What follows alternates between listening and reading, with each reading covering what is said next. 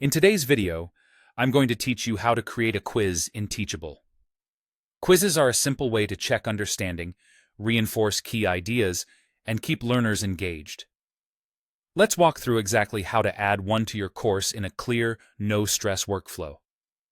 Start by heading to your Teachable admin and opening the course where you want the quiz to live. You'll be working inside that course's curriculum area, which is where all your lessons are organized. Once you're there, open the specific lesson that should contain the quiz. If you don't have a lesson for it yet, you can create a new lesson first so the quiz sits right where it makes sense in your learning sequence. Many creators place quizzes right after a video or reading to reinforce the most recent concepts. Inside the lesson editor, click Add Content and select the quiz block. This tells Teachable you want to insert a multiple-choice quiz component into this lesson. You'll see a simple interface where you can start building questions and answers. Begin by adding your first question. Keep the wording clear and focused on one idea. Then add the possible answers.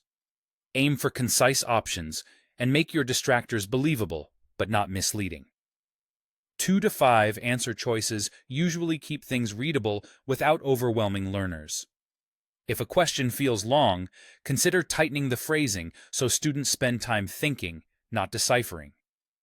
Next, mark the correct answer by checking the box next to it. This is essential. Teachable uses that selection to evaluate responses and give learners feedback. Double-check the choice you've marked so there's no ambiguity and your quiz behaves as expected.